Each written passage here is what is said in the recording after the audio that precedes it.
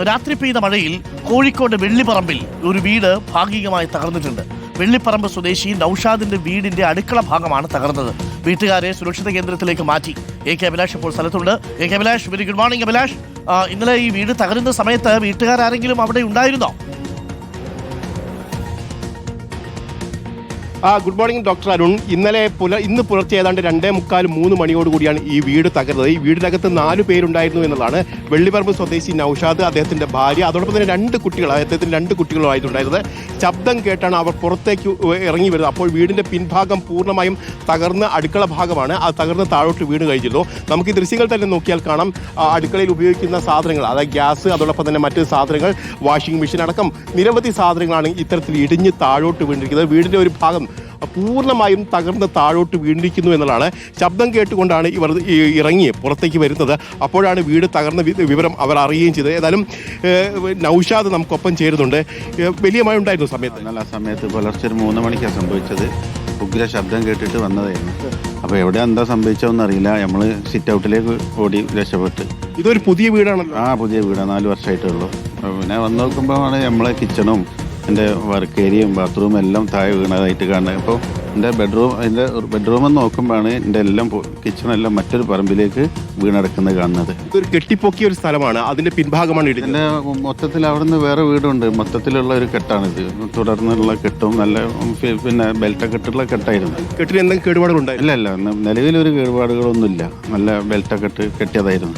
Village അധികാരികളോ തഹസിൽദാരോ ആരെങ്കിലും എത്തിയോ അവിടെ? ഇല്ല, ഇവിടെ നമ്മളെ പഞ്ചായത്തിൻ്റെ ഉണ്ട് പിന്നെ ആള്. നോക്കൂ, ഈ ഭാഗത്തേക്ക് നോക്കിയാൽ കാണാം, ആ ഭാഗത്താണ് ഇടിഞ്ഞിരിക്കുന്നത്. അതിന്റെ മറുഭാഗത്തേക്ക് മറ്റൊരു വീട് കൂടിയുണ്ട്. അതിന്റെ ആ ഭാഗത്തും കൂടി ഇടിഞ്ഞിട്ടുണ്ട് എന്നുള്ളതാണ് ഗൗരവമുള്ള വിഷയം. ഏതായാലും കനത്ത മഴയായിരുന്നു ഇന്നലെ രാത്രി ഉണ്ടായിരുന്നതെന്ന് നൌഷാദ് പറയുന്നുണ്ട്. 2 കുട്ടികൾ ആ സമയത്ത് ഈ വീടിന്റെ അകത്തുണ്ടായിരുന്നു. അവരെയും കൊണ്ട് മറ്റൊരു വീട്ടിലേക്ക് രക്ഷപ്പെട്ടു എന്ന് തന്നെയാണ് നൌഷാദ് പറയുന്നത്. എന്താണ് പറയുന്നത്? പിന്നെ ഇന്നലെ രാത്രിയാണ് മുമ്പ് വിളിച്ചത്. അപ്പം എന്താ വെച്ചാൽ ഇത് എന്തായാലും പെട്ടെന്ന് എന്തെങ്കിലും ചെയ്തില്ലെങ്കിൽ അപ്പുറത്തെ 2 വീടുകളുണ്ട്. ആ 2 വീടിനും കൂടുതൽ എന്തെങ്കിലും ബാധിക്കും. അയൽവാസിയാണ്? അയൽവാസിയുടെ മുമ്പര സുഹൃത്താണ്. അപ്പം മുമ്പ് ഇന്നലെ വീണപ്പം എന്നെ വിളിച്ചതാണ്. അപ്പം എന്നെ വിളിച്ച് ഞങ്ങളെല്ലാം രാവിലെ വന്ന് നോക്കിയപ്പോൾ ഇതാണ് ഇവിടുത്തെ അവസ്ഥ. ഇതിനെക്കാട്ടും കൂടുതൽ ഈ സൈഡിലും പാട്ട് ഇടിഞ്ഞീന്.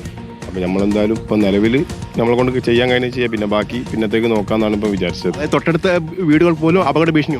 അതായത് ഇത് ഇങ്ങോട്ടേക്ക് വെക്കുക. അത് ഈ അടുത്ത് ആ കാണുന്ന ഒരു വീടുണ്ട് അവിടെ. അത് ഇവിടെ ഇടിഞ്ഞു കഴിഞ്ഞാൽ ആ വീട്ടിലേക്കാണ് ബാക്കി വെക്കുക.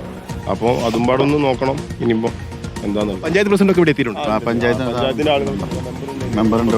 അവരെന്താണ് പറഞ്ഞത്? അവർ പറഞ്ഞ നോക്കുന്നുണ്ട്. ഇപ്പോൾ തുടങ്ങിയിട്ടുള്ളൂ. അവർ വിളിക്കേണ്ടടുത്ത് വിളിച്ചിട്ടുണ്ട്. ഏതായാലും പഞ്ചായത്ത് അധികൃതർ, അതോടൊപ്പം തന്നെ വില്ലേജ് അധികാരികളൊക്കെ ഇവിടെ എത്തിയിട്ടുണ്ട്. ഇപ്പോഴും ഇതാ ശക്തമായ മഴയാണ് ഇവിടെ പെയ്യുന്നത്. തൊട്ടടുത്ത വീടുകൾക്ക് പോലും അപകട ഭീഷണി ഉണ്ട് എന്നതാണ് ഏറ്റവും പ്രധാനപ്പെട്ട കാര്യം. അരുൺ, ഒരു വീടിന്റെ അടുക്കള ഭാഗമാണ് തകർന്ന് കിടക്കുന്നത്. വെള്ളിപ്പറമ്പാണ്. വീണ്ടും മഴ അവിടേക്ക് തുടങ്ങിയിട്ടുണ്ട്. കുഞ്ഞുങ്ങളുടെ എന്തോ കളിപ്പാട്ടവും ഒക്കെ അവിടെയുണ്ട്. ഗ്യാസ് കുറ്റിയാണ്, കൊച്ചു കുഞ്ഞുങ്ങളുടെ കളിപ്പാട്ടാണ് അവിടെ ഇരിക്കുന്നത്.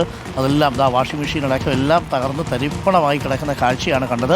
കോഴിക്കോട് വെള്ളിപ്പറമ്പിലാണ് ഇന്നലെ രാത്രി പെയ്ത മഴയിൽ അടുക്കള ഭാഗം തകർന്നു വീണത്. ഒരു നല്ല വീടായിരുന്നു. ആ വീടിൻ്റെ ഒരു ഭാഗം മൊത്തം ഇടിഞ്ഞങ്ങ് താഴേക്ക് പോയിട്ടുണ്ട്. തൊട്ടപ്പുറത്തുള്ള വീടിനും അത് ഭീഷണിയാണ്. ആ വീട്ടുകാരും ഒന്ന് ശ്രദ്ധിക്കുന്നത് നന്നായിരിക്കും. ഈ ഭാഗം ഇടിഞ്ഞു വീണു. അതുകൊണ്ട് തന്നെ ഈ മഴ തുടർന്ന് പെയ്യുകയാണെങ്കിൽ ഇതേ മണ്ണിൻ്റെ ഗതി തന്നെയായിരിക്കുമല്ലോ അപ്പുറത്തെ വീട്ടിലും ഉണ്ടാവുക. അതുകൊണ്ട് ഒന്ന് സൂക്ഷിച്ചിരിക്കുന്നത് നല്ലതാണ്. എന്തെങ്കിലും സപ്പോർട്ടൊക്കെ താഴെ നിന്ന് കൊടുത്തില്ലെങ്കിൽ മുകളിൽ ഇരിക്കുന്ന മണ്ണും ടപ്പയിൽ ഇടിഞ്ഞ് താഴെ വീഴും. ബാക്കിയുള്ള ഭാഗം ഇടിഞ്ഞ് വീഴുമോ എന്നൊരാശങ്ക വീട്ടുകാർക്കുണ്ട്. ഇത് വെള്ളിപ്പറമ്പിൽ കോഴിക്കോട് നിന്നുള്ള വിവരങ്ങളാണ് ഇപ്പോൾ വരുന്നത്.